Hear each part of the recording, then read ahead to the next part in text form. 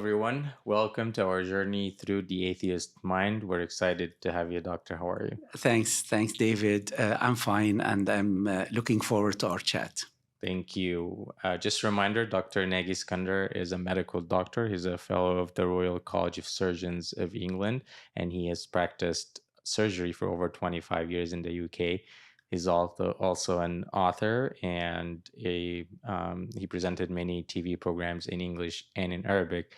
And we're excited to have you because we've been talking about hard topics, I would say, or at least complex, because we've talked about complexity. We've talked about atheism in general. We've talked about religion. We've talked about logic, origin of life. And today we want to approach an also complex topic of morals. Yes. How would you define that word? How would you define morals? Morals are the code by which we conduct our life. And if God is the creator, he has the right to set the rules. But if we came from chemical reactions, as the evolution theory proposes, then we can set the rules depending on the community we're living in. So what is right in a special community might not be right in another. So it will be a relative morality. But in the Christian faith, we have an absolute morality because we believe in absolute God who gave us the standard by which we live. By the way, we all fall in short compared to these standards. But we have the Spirit of God to help us to overcome our weaknesses. We have God's forgiveness and cleansing, which is continuous in the life of the Christian. So it's a tough journey, but if you have God in the center, you'll be able to ratify or readjust all the time to go according to God's plan.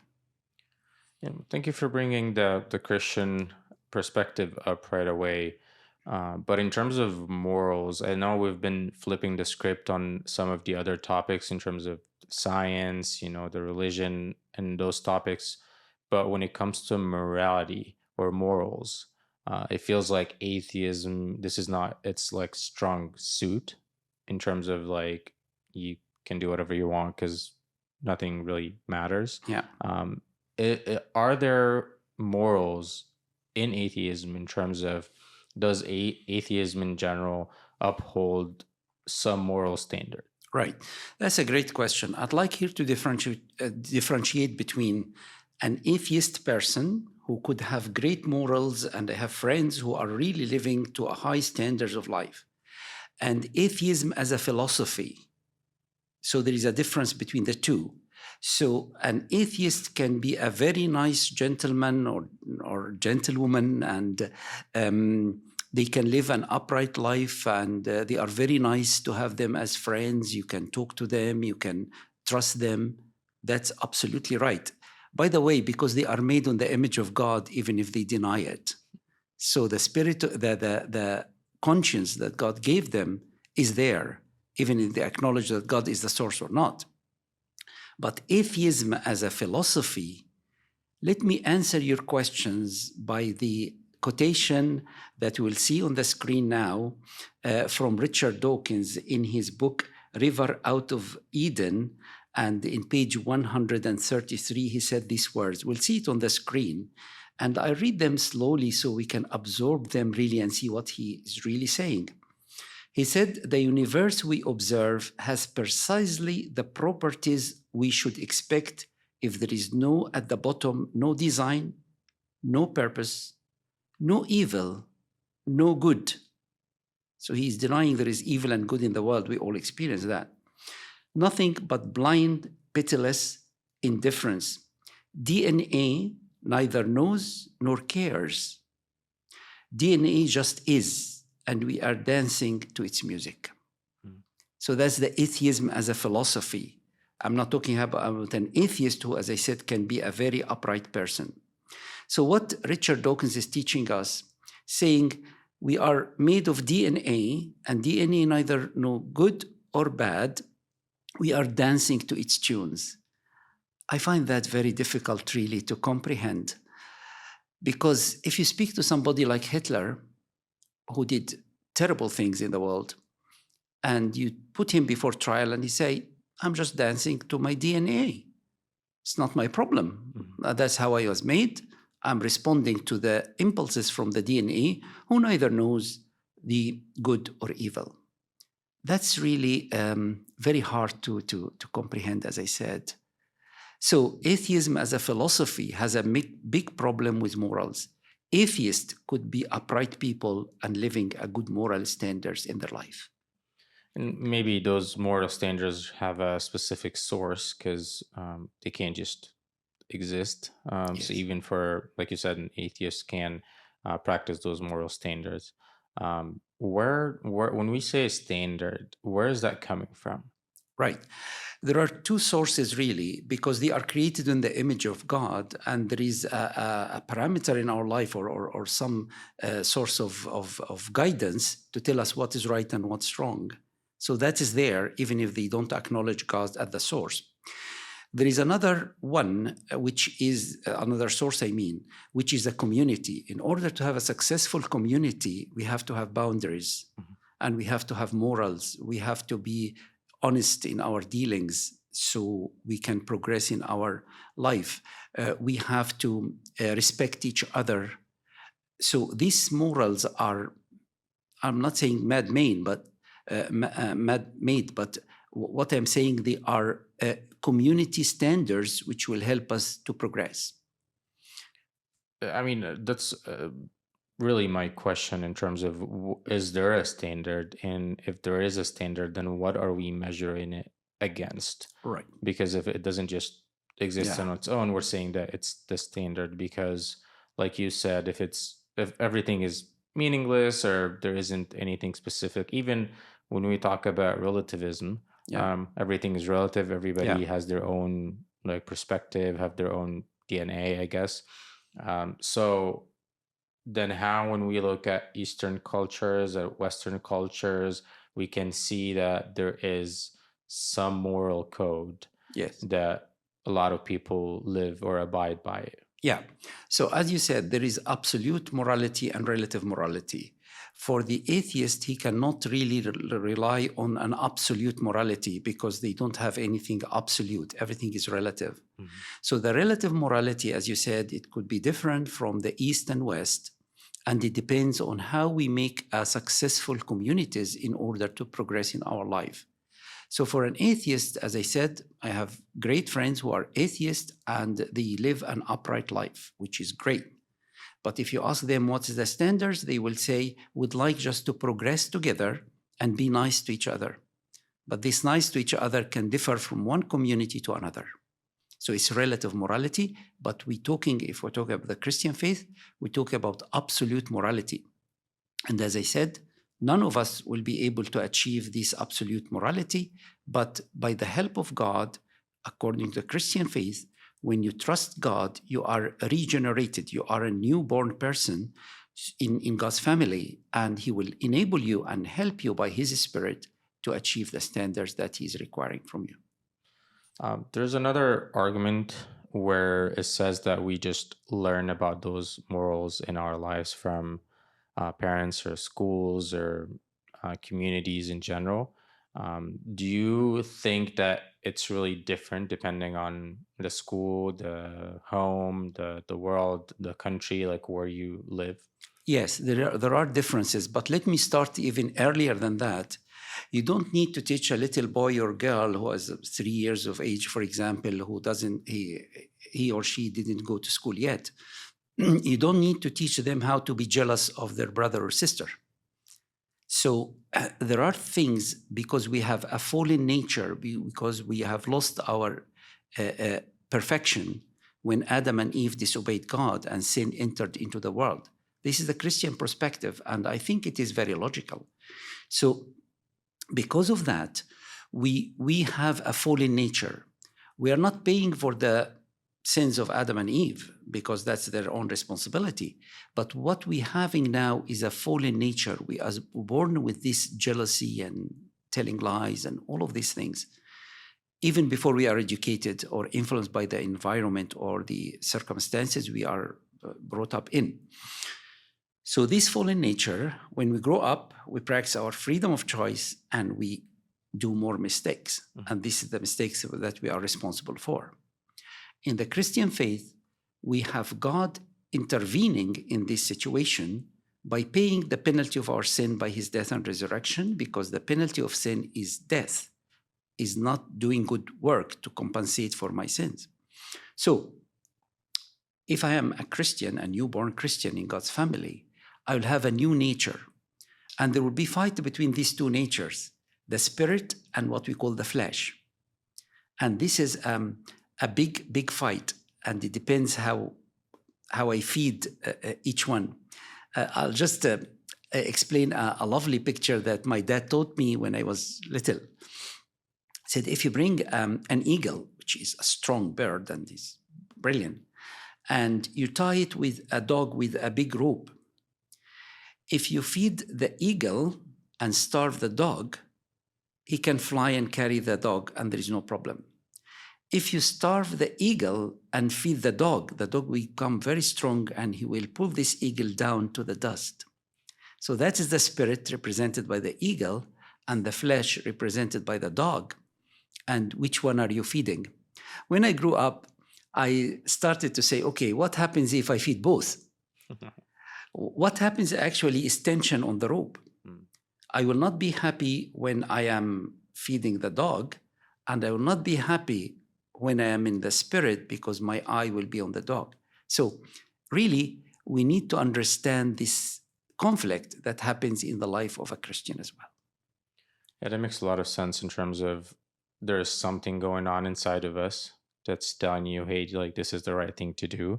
And even like you said, at an early age, even if it's even if we just learn it by like watching others or any of those concepts, well, where did they get it from, or where did the other people get it from, and it feels like it started somewhere. Yes. And I feel like we talked about the origin of life, and in a way also talking about the origin of like morals, like where did it come from. And if you don't mind, I want to read a little bit of what C.S. Lewis said about that exact point. Please do. Because it just highlights in it's a little bit long. Maybe we can write it on the screen too at some point.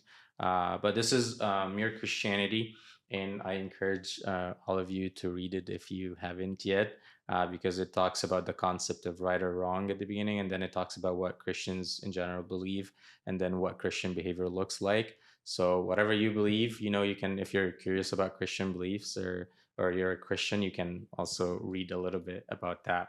So he says that this rule that we're talking about of right or wrong, or the law of human nature, he calls it the law of human nature because it's been around for a while. It's not something new that we just invented or discovered, or whatever you call it, must somehow or other be a real thing.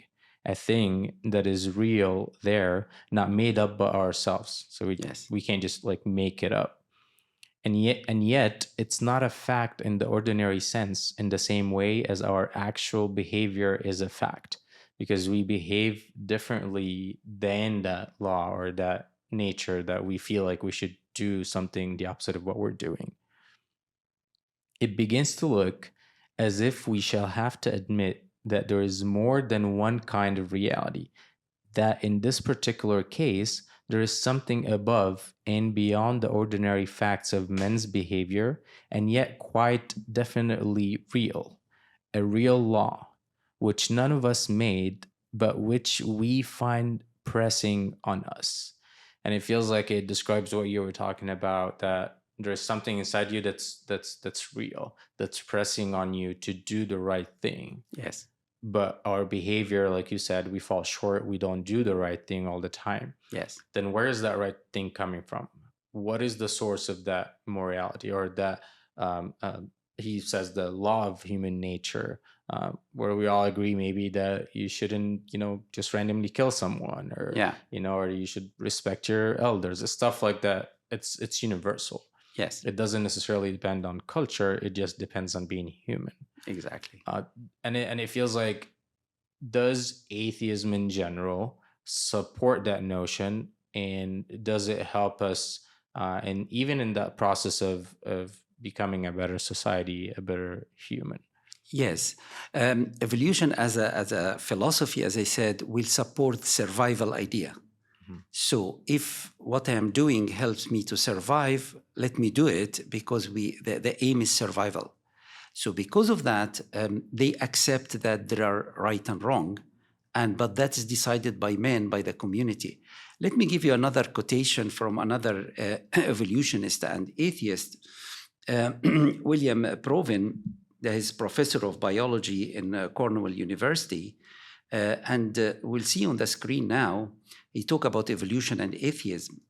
He said, let me summarize my views on what modern evolutionary biology tells us loud and clear.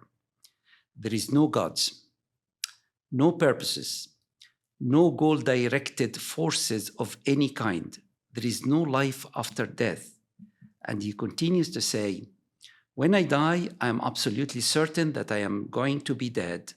That's the end for me. There is no ultimate foundation of ethics. So that is a problem.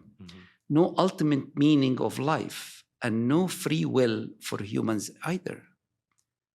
What a difficult life to live. It sounds a bit depressing.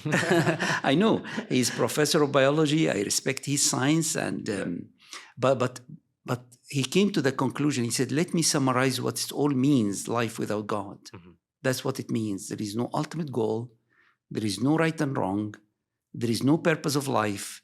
We're just living, and one day we'll die, and that's the end of it. Wow. I don't think this is really how God created us. This is not the purpose of our being here on earth. God created us on his image, and he wants us to have a fellowship with him.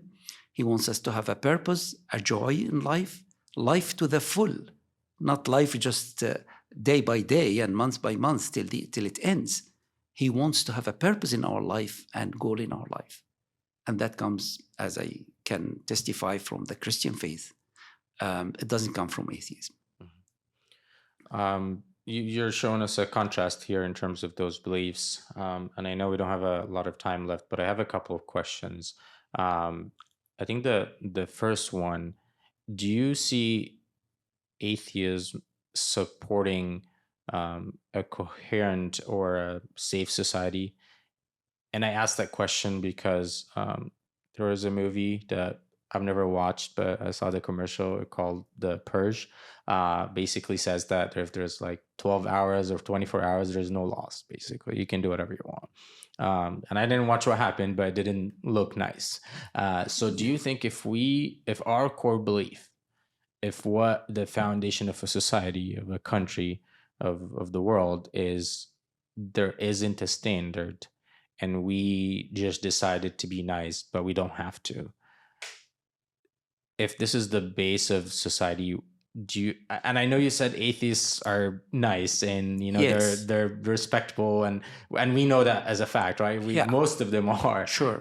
Most of those scientists are really smart people too. Yeah. But we're saying that if this is the core belief of society, what would that look like if we took that to heart, that there isn't a standard and we can do whatever we want to do? I think it will be chaotic. It will be a traffic without traffic lights. And everyone does what is right in his own eyes, because there is no rule, there is no ultimate truth to guide all of us. And that will create a chaos, actually. And if the drive is survival, then if I lie to survive, I would do it then. Yeah. It becomes really, if it allows me to progress. So the morals will drop in our way of survival thing. So they talk about survival gene. Yeah. There is no gene in the body called survival gene, but that's just a metaphor. And they try to say, if what you are doing is allowing you to progress, just do it. But if I crush my colleagues in order to progress, I'm a survival, but at the same time, I'm doing something wrong. Well, you're describing the survival of the fittest, right? Like it's like whoever the strongest, and what you described in a way sounds like a little bit of capitalism in it, where it's like, if I crush my enemy, if I crush my opponent to succeed, then I'm doing great. Yeah. And it feels like this sounds like it is actually kind of happening, Yeah. where if I'm have a lot more influence, more money, more status, then it's my right to take what I deserve. Exactly. And when you come to the Christian morals, God asks us to love even our enemies. Imagine if we apply this principle, I think the wars in the world will stop. But unfortunately, everyone is greedy, and everyone wants more territory, and everyone wants more power and more influence in the world, and more financial things that will develop from these wars. So it's two different set of morals, if you like. One is godly ones, with God is the head of the pyramid, and he's giving the instructions. By the way, to protect us, the instruction that God gives us is not to make our life miserable. It takes us more free. I remember, David, in our flat in Cairo, we have a lovely balcony, and I used to come near the edge and have my cup of tea and enjoy some time. But I imagine if there is no wall in this balcony, I will be frightened even to enter in, not to bring my chair near the edge. So this wall is protecting me. It's not limiting my freedom. It's giving me the freedom to enjoy. And this is the morality in the Christian faith. It gives us rules and regulation, but these rules and regulation are higher standards than any law that we can create. And it deals with the origin of the problem. So he doesn't say if you kill your friend or your other fellow, you are a killer. If you hate this person, that's the start of killing process. Then you have committed sin. So God deals with the root. There's something called root and fruit. Sin the root and sin the fruit. So it starts in our mind and our emotions, and then it progresses to practical disobedience. I know we're running out of time, but I wanted to ask another question on the flip side. We talked about spectrum a lot. So one side is you're free to do whatever you want, and it depends on how you feel, you want, you think, you believe. Everything depends, and it's relative to your background.